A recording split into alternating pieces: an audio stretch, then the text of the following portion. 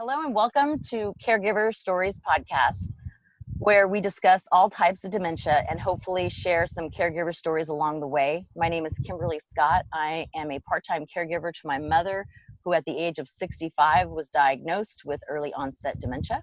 And in 2019, I started Caregiver Stories to give caregivers a place to tell their story when they're ready, to continue to educate those who don't know about dementia and what to do if their loved one is diagnosed.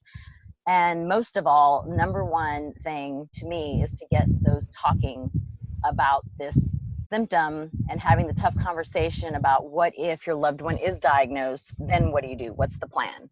I wish my mom and I had that tough conversation before she was diagnosed. If you want to share your story or have knowledge about dementia and want to be a guest on the Caregiver Stories podcast, visit thatkimberly.com to sign up to be interviewed. And while you're there, you can pick the platform you prefer to listen to the podcast on, whether it's iTunes, Spotify, Google, YouTube, but now Amazon Alexa, SoundCloud, and a couple others. But now that's out of the way, I'd like to introduce my guest today, Leah Stanley. Hello, Leah. Hey, Kimberly. Thanks so much for having me. Thank you for joining me. I really appreciate your time and being here today, connecting, I should say, on this podcast. So give listeners a little background on who you are and what led you to do the work that you do now. Well, basically, I was an ordinary human being at the age of 29. I had been married for 8 whopping months when suddenly my grandparent, the bottom fell out. And I had known prior to that something was wrong. I could tell there was a problem in just conversation, particularly with my grandmother. She was the talker in the group. My grandfather was very quiet, but my grandmother was the spokesperson. And so her talk had become garbled. It had become confused. It had become repetitive. But at 29 years old, I had just had my wedding. I had, I was professionally getting my career. I have a degree in journalism, and I was getting my corporate career off to a head start. Everything was going along fine when suddenly I received a phone call from my grandparents' neighbor. Now, my grandparents at that time lived about 2.5 hours away from me. Okay. And I received a phone call that they had been out in the car. They left on a Saturday morning. They were found 4 days later, 2.5 hours from their home, and it was unbelievable. The car had been sort of banged up on the passenger side. No understanding of what happened there. That we never did know what happened there. Wait a minute, what do you mean found? So were they? They were found by another driver. Actually, found them on the side of the road with this wrecked car and a flat tire. Wow. So this man helped my grandfather change his tire, but just by talking to them, he could tell something wasn't right. So he called the sheriff. The sheriff then made arrangements to get them back to their house, but ironically left them in the care of the neighbor, never attempted to contact any family, me, or for that matter, anyone else. And it was just very shocking when it all happened. And so, my husband and I had to sort of stop everything and head up there. Yeah. And my mom and my husband and I go up there. We take them that same day that we get there, take them to a physician, and they are at that point diagnosed. My grandfather was diagnosed with what the doctor referred to as an unspecified dementia, and my grandmother's was specifically Alzheimer's type. So they were diagnosed on the same day with essentially the same malady, just it manifested in slightly different ways. How heartbreaking. It was shocking. It was devastating. There was a wide range of emotions. And so as I went through that entire experience of taking care of them, the entire process from getting that first phone call all the way up through probating the final will was about a 4-year process. And when it was done, I laugh. As a journalist, what was I going to do? I was going to write about it. So I processed the situation that I experienced as a caregiver, and particularly at that age, just so very green, so very ignorant of all of those types of things. The information that's required to do elder care, I knew nothing. Yeah. And nobody ever does, really. Most people rarely. Yeah. Exactly. So I thought, well, I'm going to have to put this story in writing. And so I did. So the book I wrote is called Goodnight, A Caregiver's Long Goodbye. And in that book, I detail out the story from, like I said, the start to the very end. And I try to be very candid about the emotions that go along with being a caregiver. And, we all get this sort of ideal in our heads of like, oh, of course we want to care for our loved ones. Oh, I would just sacrifice anything. And yes, you would. And you but do. And you do. But do. there are days that you are just worn out with it. Yeah. And you just think, if that nursing home calls one more time with another report, I'm going to rip my phone off the wall. That's, back in the old days, that's what we used to have, was a phone on the wall. You remember that? Yeah. So how many years was it, to give a little perspective, Sure. from the time that you were in the doctor's office with them to the time that they passed? It was almost 3 years for my grandmother, and it was a full year after that her will was probated. So my entire process started in 1997 and finished up in 2000. Wow. And January of 1997. So at the very beginning of that year and at the very end of 2000 was when everything was finally finished. And by comparison, my story is very short. I am familiar with many. You talked about some of the Alz authors, fantastic collection of stories, people just like me who have lived it. And every one of them are fantastic because every one is a personal experience. Yes. Everyone is someone telling you, this is what I lived. This is what I experienced. This is what it looked like for me. And each story is going to be unique. They each bring something unique to the table. Yeah. And every one of them are talking about having long tenures of caregiving. And some of these stints can run, oh my goodness, 10, 12 years or longer. The doctor said that when my mom was diagnosed. It could be 2 years, it could be 20. You just never know. So just be prepared. You want to provide great care, but as I said, caregiving is an arduous task. It is labor intensive. It is emotional. It takes a physical toll. It can take a financial toll. There's no part of your life that it doesn't affect. And especially if you were the granddaughter that, chose to help, or I don't know, I'm just assuming, but if you went with your mom, I'm assuming that, because I would do that, I would have done that. But there are some people who just kind of get voted it because of other family dynamics. Have friends that occurred, but you just never know. And everybody's story is different. The interaction together with that, like you and your grandparents, totally probably different 100% than me and my mom or a spouse. And I can't even imagine your grandparents knowing, they both know there's something wrong, but they're trying to be in there for each other and supporting each other that day that they're found on the side of the road, and they don't want to say, or they don't know what exactly. And that was really the state that they were in by the time I got involved in the situation. It had advanced well past the beginning stages. Again, I had such ignorance in the beginning. I could tell you, oh, Kimberly, listen to what's happened to my grandparents. Do you know what she said to me today? And I could tell you all about the repetitive, how she told me over and over that her brother-in-law had died, things like that. But to tell you what to do about it, I had no clue, no idea. And ironically, my family dynamic, the reason, and this is one of those questions I get asked a lot, is, well, you were the granddaughter. Why were you taking care of the business? What happened? Well, the reason was their son was my father. He was my biological father, and he had decided that living his life the way he wanted to was more important than anything else. So he got in his truck and he drove away, and that was the last anyone ever saw of him. So sadly, my grandparents were kind of in a weird situation. They did have the one son, but he was not there for them.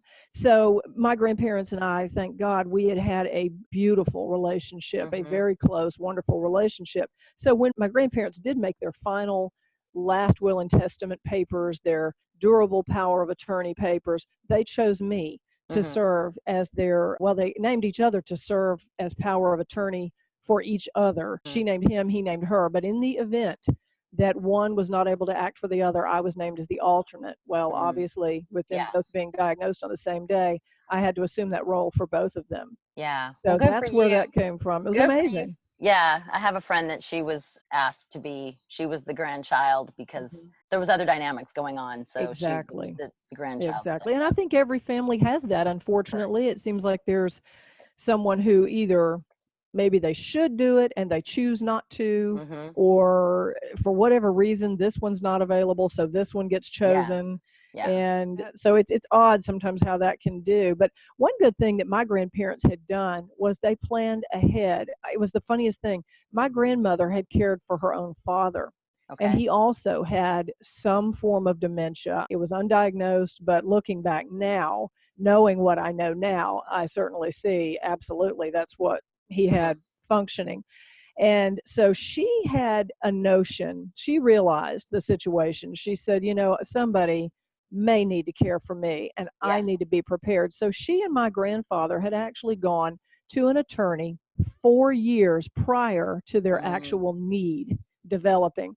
So Wow. they had already gone to the attorney. They had seen to everything. And the power of attorney document that my grandparents provided me to function for them was the durable power of attorney. Mm-hmm. And it was that document that gave me the authority to act even if they became incapacitated. Mm-hmm. There are regular powers of attorney, health care, some for Mm-hmm. finance.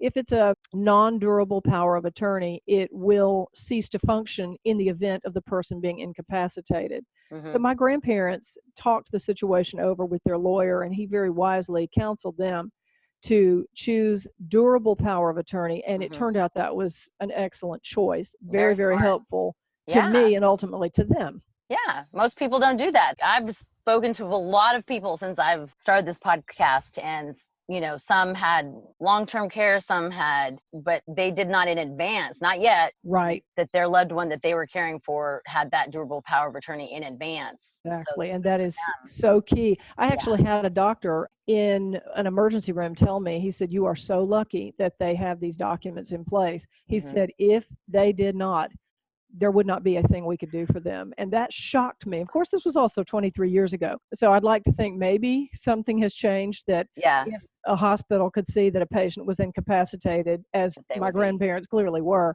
Yeah. maybe they could step in. But at that time, he told me, he said, without the proper documents, he said, there would be nothing we could do. Yeah. And I remember just thanking God that we had those Mm-hmm. documents, that they had the foresight, because as tough as it was, we had actually had the conversations, just Wow. like you were talking about. We had had some, a little bit of bandy back and forth, oh, if anything ever happens to grandpa or me, here's, now you make sure you know that we Yeah. do not want to be resuscitated. We Uh-huh. want blah, blah, blah, whatever it was.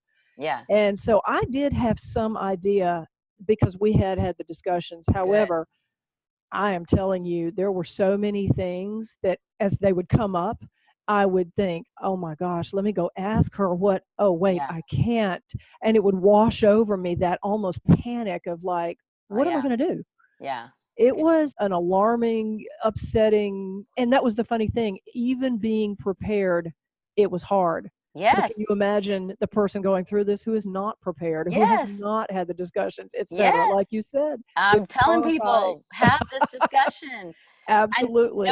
we talk about so many other things, but we don't talk about the what if you live. It's the what if you Right. die. You talk about, That's right. all this other stuff but what if you live, and are you prepared for that? And we're all living longer. So Mhm. have that conversation, because as prepared as my mom was for a lot of things, this was not one of them. And I Exactly. very much was overwhelmed the first 2 years. And the first name of this podcast had the word burden in it. And everybody was like, that's harsh, Kimberly. I was like, but I want them to understand that if my mom knew, and I would never say this to her, she's still alive and physically very healthy, just no short-term memory. But if she Right. knew of the stress and overwhelmingness that she gives to any of us, myself, my stepdad, my brother, she would be horrified. That's true. That's true. And I feel like people should understand that. Would do anything for my mother and still do. She comes first, but it's a burden if you don't start having this conversation with your children or your loved one or whoever it is that you want to take care of you, Well, or it not take is, care of you. because ironically, while the person who's incapacitated has no sense that anything is taking place, Correct. think in terms of when you're trying to plan ahead, okay, the person who's going to care for me is going to have not only my business to handle, but their own business. Yeah. So the caregiver's life doesn't just stop. Nope. You know, the caregiver still has a mortgage. The caregiver still has to go to the dentist. The Children, caregiver, in your case, you just had a child. that is correct. My first child was born just before my grandmother passed away. So at one point, they actually overlapped. I discussed that in the book at one point when they called me and let me know, hey, listen, things are looking pretty critical for Mrs. Mead. What are we going to do? And I had angst. I sat on my couch with my little 2-month-old boy. I'm changing him into his pajamas, and I'm looking at my husband going, I need to get to that nursing home, but I need to stay here, but I need to be up there. What am I going to do? And those are the real things. And you're right. And people listening need to understand you are not a bad person because you reach a point where you don't want to play anymore.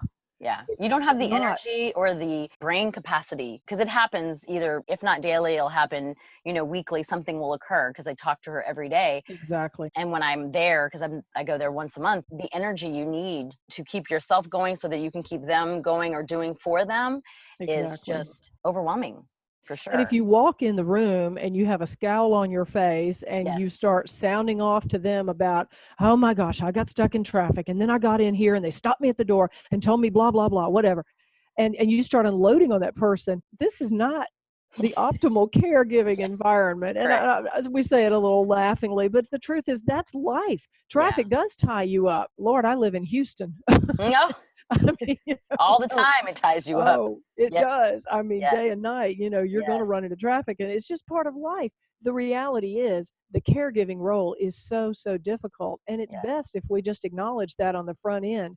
This is one reason I spend a lot of time on Twitter, a lot of time on my Facebook page talking about, please, caregivers, please take a break. It's healthy. It's right. When this thing first started with my grandparents in 1997, my husband and I had our first anniversary that May, and we were talking about, wouldn't it be nice to go somewhere for our first anniversary? And I was like, oh, I can't leave. The nursing home may call. They may need me. And my husband and I had to talk through that. And we actually did elect to take I think it was about 5 days we took. And drove down to the coast in Florida, and we sat on the beach and did nothing. It was the best thing I could do for my grandparents, and that's the gospel truth. Yes. Because I came back and I had a fresh perspective. I was able to walk in that door, and my grandparents had always loved to travel. So guess what I now had in my arsenal, so to speak, was conversation about a trip. Hey, Grandma, listen to this. We just went to Florida. Here's what we did. Yeah. Next thing you know, she could remember back how many years ago. And she started telling me. So now what's happened? We're engaged in conversation. Yeah. And I would watch her come alive, my grandfather too. So there are so many ways that a caregiver can do things to take care of themselves. Yeah. And it's not feel bad about it. Like exactly. No guilt. Now, guilt, let's talk about when you need to feel guilt. Let's say that you go away on your 6-month trip. You never call, you never check in. Okay. We're exaggerating a little bit, but imagine a person in a scenario like that. I'm the caregiver, but I'm totally absent. Yeah. Okay, there may be a little room for some guilt at that point. Maybe you do need to kind of come alive and take that role seriously. But for the caregiver who is so engaged and who is so involved, you can burn out easily. As a matter of fact, these statistics support the fact that there are multiple caregivers who actually die before the person that they are providing care for. Caregiving can kill the caregiver. It absolutely can. Yeah. So it's like anything else, any other stress, you simply cannot let it take your whole life. Balance. You must balance it. But it is hard. It is really, really hard because you do feel really, really guilty. Yeah, because if you don't know what you don't know, if you haven't had a conversation, which most people have not, like you were rare, and it's a rarity that people have this conversation, and so you're not prepared. And then when it happens to you, you're going, oh my gosh, what do I do first?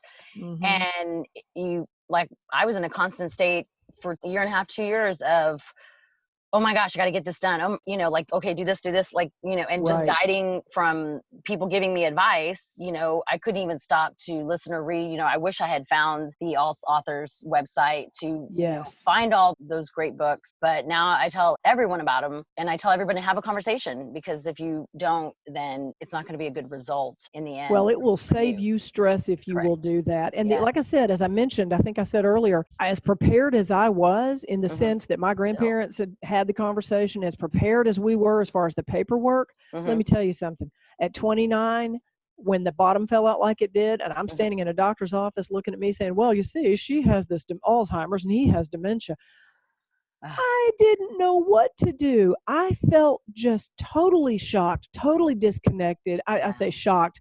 I guess I expected to hear something like that. But Mm-hmm. again, at 29, I didn't really know what it was. The Yeah. word dementia to me was a technical term that I had learned in a psychology class in college. Mm. And that's when I recall hearing discussion about dementia. So to me, it was like an academic term. Oh, yeah, I remember I answered some question on a test about that. Yeah. And suddenly they're using this term, and it's a real term. Yeah. When patients are diagnosed, my stepfather actually did recently pass away. He had cancer. Mm-hmm. And interestingly, when someone is diagnosed with cancer, everyone hears that word, everyone knows what that means. Yes. Essentially. I mean, Yeah. again, it's going to look different for each patient, but there's a broad understanding. When you hear the term dementia, Yeah. you don't have as clear of an understanding. We hear Alzheimer's, Yeah. and we think, oh, yeah, that's that memory disease. Yeah. Well, as I always like to tell people, the reality is that all Alzheimer's is dementia, Yeah. but not all dementia is Alzheimer's. Correct. Yeah, that's a good way to put And it. there are so many different types. There are hundreds, as I've come to understand, Mm-hmm.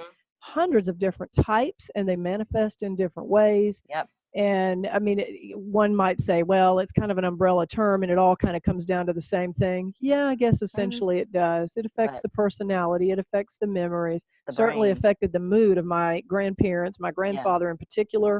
Mm-hmm. Saw a lot of mood swings with him, just a lot of things like that. But What it was all foreign to me. What's one thing you would want people to know about dementia? I would say, first things first, talk to the doctor who's diagnosing. This Mm-hmm. would be a gerontologist, this would be a neurologist, Mm-hmm. people like that who are qualified to make that diagnosis, steer Mm-hmm. clear if someone that's not their area and they start throwing terms out, have Mm-hmm. it verified. Mm-hmm. Once you have a definite diagnosis, I really encourage learn as much as you can and Mm-hmm. try to determine as best you can what type they have. Sometimes the type is very clear. Alzheimer's manifests in a specific way. Lewy Mm-hmm. body dementia, vascular dementia, a lot of times as a result of a stroke, Mm-hmm. things like that, frontotemporal disorders. These are all types of dementia. Those actually are the 4 most commonly diagnosed types of dementia. But the best thing to do as a caregiver is certainly get educated, try to find out what's going on with your loved one, and be very careful when you talk to your friend, your cousin, your coworker, because they will all say, oh, yes, my aunt so-and-so had that. And let me tell you what that was about. Well, your situation may look different. So then you Yeah. start questioning, oh, wait, maybe it's not the same. Maybe it's something else. That business of being so unsure, Yeah. that can leave you hanging out there and feeling terrible. So Yeah. get as much education as you can, because the more you know about how they've been diagnosed, you'll have a better idea how to Mm-hmm. approach them. Yeah, How to absolutely. reach Don't into be their embarrassed and world. don't be ashamed, like you talked about before. Exactly. It's something that more and more of us will be diagnosed with, because we're living longer, and at the rate of people turning 65, the baby boomers are booming. Exactly. That's exactly right. And It's again, there's healthy living. So people, as you say, people are living longer. mm-hmm. I'm actually working with some folks right now to get a caregiving conference put together for this fall, and here in the Houston area. And one of the things that we are talking about that we want to actually address with caregivers, because consider, generally speaking, where the caregivers are in their 40s, 50s, Yep. maybe even early 60s. Some 30s. So, well, again, I was 29, so I was Yeah. definitely the exception to the Yeah. norm. I was certainly not the norm. But one of the things that we are wanting to address is the idea of talking to the caregivers at this point and say, okay, Yeah. if you know you're living in a society where people are living longer, Mhm. So what are you doing right now in your 40s and your 50s to do everything you can to ensure a healthy aging process? Mhm. And what are you looking at? What kind of lifestyle do you have? Are you exercising regularly? I mean, these are Yeah. all the things that you hear from the doctor and you're just like, yeah, yeah, yeah. But it's a That's real connection. It's a yeah. real, I could see it. It was so funny with my grandparents. My grandmother tended to be very sedentary. She Uh-huh. sat, she read, she did a lot of sewing and handwork and crochet and these things. My grandfather was a man of action. He was Mhm. out walking his dog, he was tending to his cows, he was very active and physically Mhm. robust going through his entire life. Yeah. Coincidentally, as they aged, she was in a much more advanced dementia state than Mhm. he was. Mhm. It was noticeable. Now, Yeah. he was not where he could take care of himself, but he was certainly not as bad as she was. And so for me, that was like a living example. I was like, my gosh, they're right. Yeah. What I've read, what I've heard everybody talk about, that the exercise, and of course, diet is so key, and Yes. lifestyle. Are you getting enough sleep? Sleep Yes. is just, It's it's very important. fantastic. It Yeah. scrubs the brain and it Yeah. allows it to reset and refresh. So it's Yeah. it's wonderful. I started eating organic and trying to have my mom eat more organic, just I really paid more attention. I'm not 100%, either way, but I do my best to just read the labels and look at Absolutely. things now because, Mhm. it's definitely stuff that we've eaten all these years. She's physically very healthy. She plays tennis 3 or 4 days a week, and that's probably what's kept her stable over the last 7 years is, with medication. But I imagine. activity, yeah, is very key. So I'm trying to not just ever sit still. I'm, Right. do as much Right. activity of whatever it is and learning as humanly possible. What's something that you learned about yourself from being a caregiver? It was so funny to me how I realized how much I needed the support of my own family, my husband, my mom. Ironically, even though their son had been a terrible husband to her when they were married, he had committed bigamy. It was unbelievable what he Hmm. did. Even in spite of everything that went on there, my mother and my grandparents actually remained in an excellent relationship, very close. And so when all of this happened, my mother was immediately on board. Absolutely, let me come up there with you and see what I can do to help. And my husband and my mother together, I mean, the three of us tag teamed and we truly worked it out together, talked through it together. They made an excellent sounding board for me Hmm. because, I'm going to be honest with you. You know how it is. When you're younger, you Yeah. do know everything. I Yeah. mean, I have two teenagers and I assure you they know everything, right? Right. But the truth was at 29, I still felt like, yeah, I can do this. I can handle this. Well, Yeah. it did not take long. It was not very far into that journey before I began to realize the value of Yeah. these assets that were around me in the form of my mom and in the form of my husband. And my husband he was a rock star because here he was, we were newly married, Hmm. and he entered into this thing with me. Yeah. He never acted like, well, that's your problem. I was so blessed, and I'm so, so thankful Yeah. to have had his support because he would pop over to the nursing home, take my grandfather out, and he'd go get his hair cut, and he'd take him and get him a cup of coffee or whatever, just something nice. And he would do it without me. It wasn't like, okay, well, I'll go with Leah and do this. No, my husband was amazing. And so that to me was one of the most surprising things because, again, I was still kind of a young enough woman that I sort of still thought I could do a lot on my own. Yeah. Listen, this is not a solo event. Yeah. And if you are in a place, if a caregiver is in a place where they are by themselves, they do not have perhaps a spouse or a sibling or a parent that can help them out, my goodness, seek out people. I know Yeah. churches Yeah. are just filled with people who are always looking for ways to volunteer. Yeah. How can we, get involved with helping you? What can we do to help? I'm telling you, the help is there. Reach out for it. Yeah. The Alzheimer's Association, I believe, has a lot of people who volunteer, take Hmm. part in caregiving events and things like that. So Yes. the help is there. Absolutely take Don't do it advantage on of it. Yeah, don't do it on your own for sure. Right. Start Right. asking for help. It took me a bit to do that, but I definitely Mhm. started asking and giving up things to Exactly. people that were willing to help me. So That's right. that's great advice. How can folks get a hold of you if they have more questions, or where can they buy your book? Well, they can get the book on Amazon. It's also available on barnesandnoble.com. It's available on christianbook.com. You can also look on my website, which is just leahstanley.com. Okay. And I'm available on Twitter at lstanleybooks. And my Facebook public page is at lstanleybooks as well. Awesome. And as soon as the conference, I live in the DFW area, so I would love to help you promote that if and when that conference comes together for caregivers in Houston. Excellent. That would be a joy for me to tell others about. That would be fantastic. Yeah. We can definitely let you know about that for sure. It's very much needed. People need to be talking about these things. And that's exactly right. People need help. People yes. just need to know the help is there. Yes, absolutely. Well, thank you again, Leah. I really appreciate you joining me today and sharing your story. To the listeners, thank you for tuning in today. If you know somebody who could use Leah's story, please share the podcast. And while you're there sharing, rate the podcast, if you will, please, on whatever platform you're listening on. And until next week, remember, sharing is caring. And to the caregivers listening, take care of yourself first so you can continue to take care of others. And to all those who have not had that tough conversation with your family about the what if something happens and you can no longer take care of yourself, then what? What do you do? What's your plan? Take it from me, the daughter with a mother with dementia. I wish I'd had that tough conversation with her, because tomorrow is promised to no one. Thank you, Leah. Thank you so much, Kimberly.